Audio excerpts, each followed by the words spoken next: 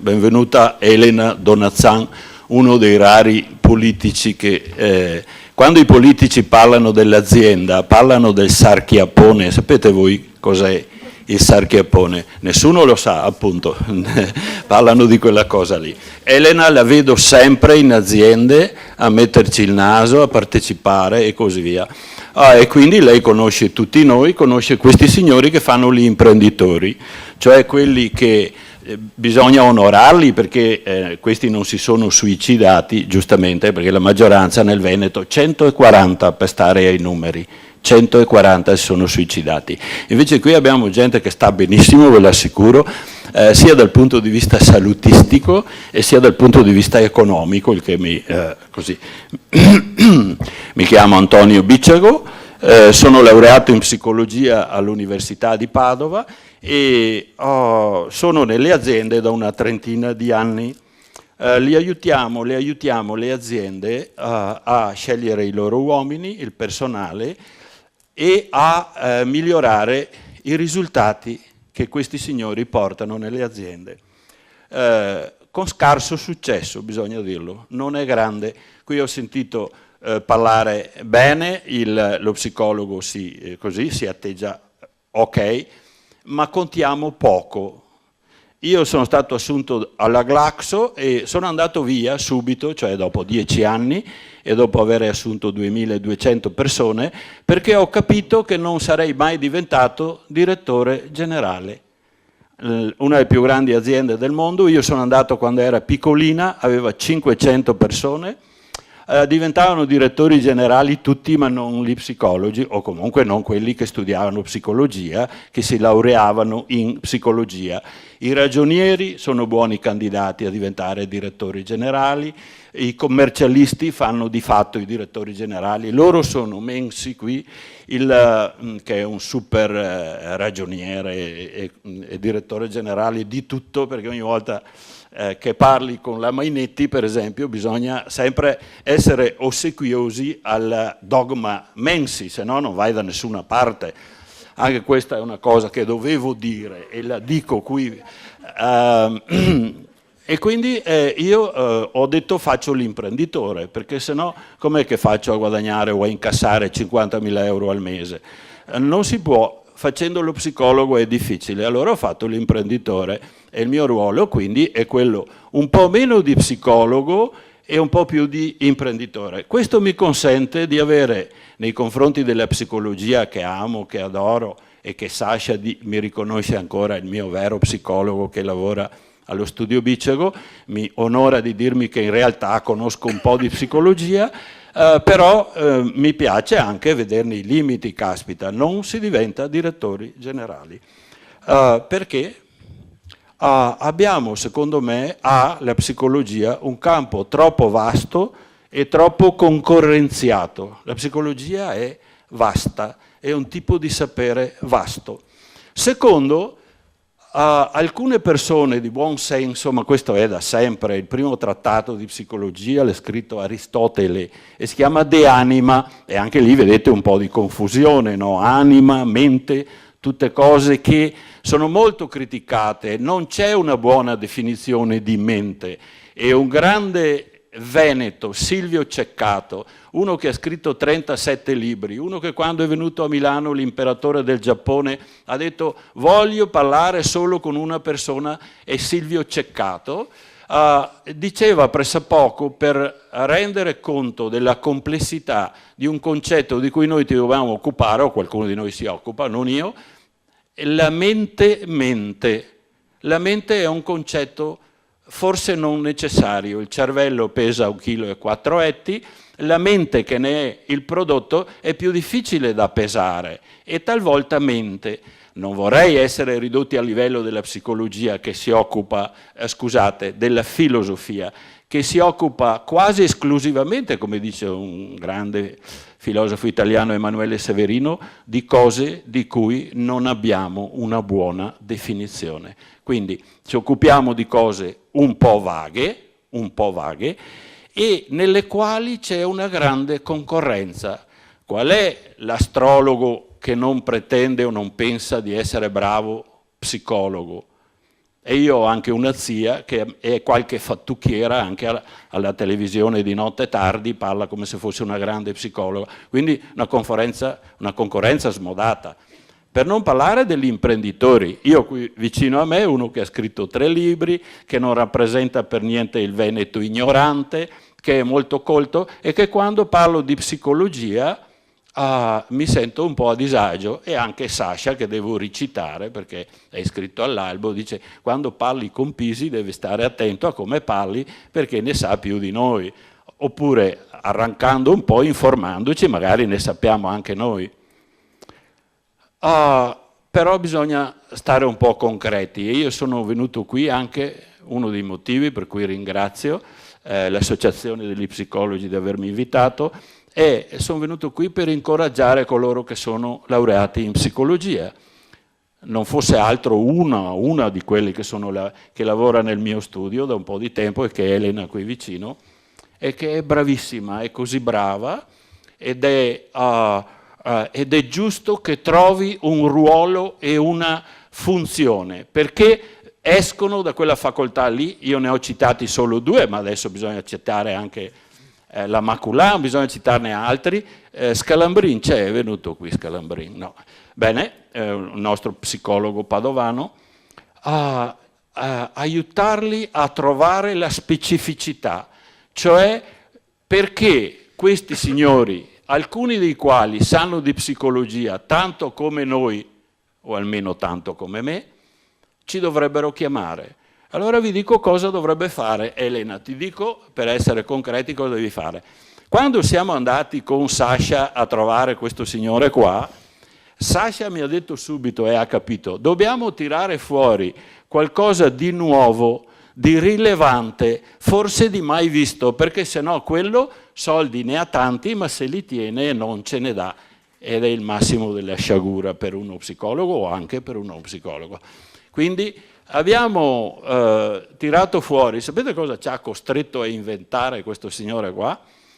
Ci ha detto così: io ho una decina di venditori e vanno in tutto il mondo e usano un linguaggio, dicono delle cose, qualcuno lo chiama con un termine un po' retro il disco vendita, cioè le cose che si dicono normalmente. No, ho detto non parlarmi di disco vendita, che è roba vecchissima, non ne voglio sapere. Ci saranno delle parole, ci saranno dei modi verbali che il registratore registra e che non vanno bene, e noi dovremmo conoscerli quelli lì, perché gli altri, quelli che vanno bene, li vogliamo usare. Che bella domanda, che concreta, che strada che ti dà. Purtroppo cos'è che inventiamo? Cos'è che tiriamo fuori? Cioè portare la psicologia da quel venditore mi piace oppure quel venditore non mi piace, quello mi sembra un buon capo o quello non mi sembra un buon capo. Io credo che bisogna portarlo su una questione numerica. Quando vuole essere scientifico l'uomo, e forse anche Dio, usa i numeri. Usa i numeri. Simpatico, ok, da 1 a 10 quanto? Antipatico, ok, da 1 a 10 quanto? Abbiamo dovuto tirare fuori, e questo è l'invito che faccio a Elena, ammesso che non stia con noi, perché naturalmente io spero che resti con noi sempre. Sta facendo il praticantato Elena, tanto per dire. Con questa gente qua bisogna andare con roba nuova e con alti contenuti scientifici. E quelli che vedo qui sono tutti uguali, sono tutti uguali. Anche l'ingegner Bosco. La selezione, e adesso vado proprio sul concreto e sul ruolo nostro. Io sto facendo 3 selezioni o 4 per quel signore lì, ma lo psicologo, il consulente, se vogliamo dircela, è irrilevante. Quel gruppo lì che fa quanti pezzi? Quanti sono? Cosa? 4 miliardi e mezzo di pezzi, in questo momento ha molte centinaia di assunzioni in atto, cioè le aziende, il 96% delle risorse umane, il problema se lo risolvono da sole. Quindi noi siamo irrilevanti, irrilevanti, cioè contiamo pochino. Questo è il tema, bisogna che contiamo di più, facendo qualcosa che piace al mercato. E non diciamo che sono indietro, l'ho sentito tante di quelle volte dire nel mondo anche, ma in Italia di più. Soprattutto i veneti, gli imprenditori, sono così retrogradi che non usano la psicologia e molte altre strepitose discipline, tra cui la grafologia, l'astrologia, forse eccetera, perché sono retrogradi.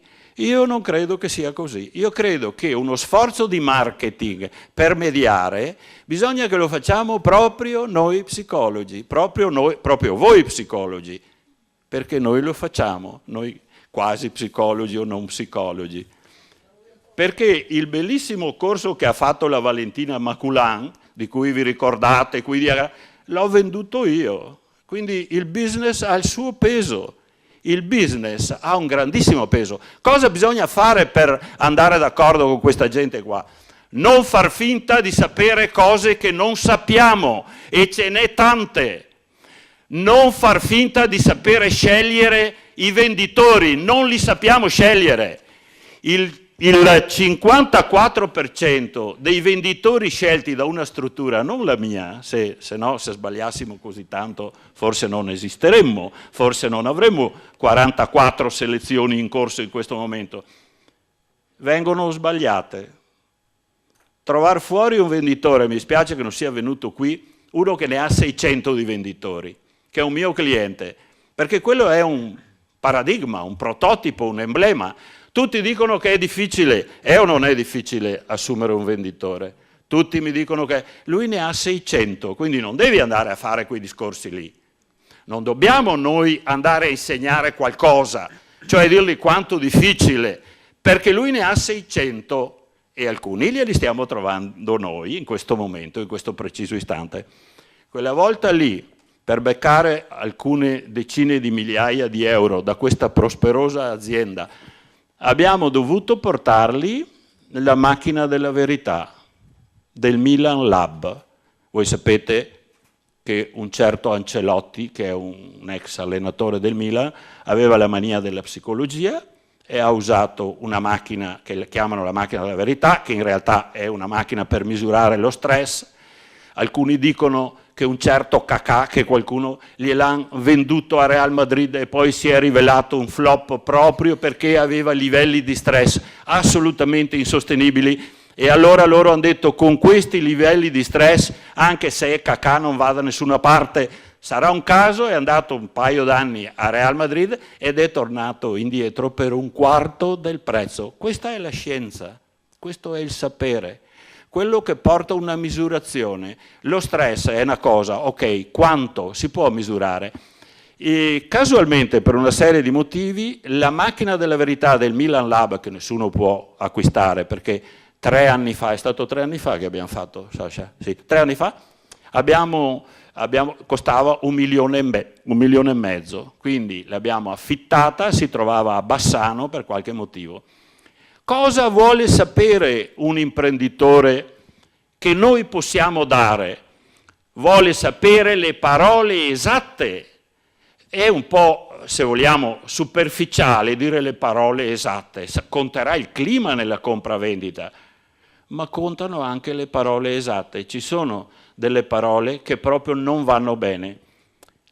Portata la macchina della verità, con 2 psicologi e un medico, avevano messo elettrodi dappertutto, 5 elettrodi, ed è venuto fuori qualcosa di molto concreto, molto interessante, che la parola peggiore che possiamo dire se andiamo a vendere è la parola prezzo.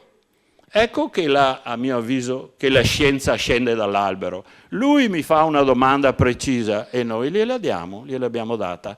Con 5 monitor è venuto fuori che un bravo venditore, se vuole che l'altro lo ascolti, non deve dire mai la parola prezzo. È quasi rivoluzionario. Tutti i parametri in poche parole si incavolava come una bestia all'altro. Quando tu è venuto ben presto fuori, del prezzo dovremo parlare prima o poi. Certo che ne devi parlare, ma non devi chiamarlo prezzo.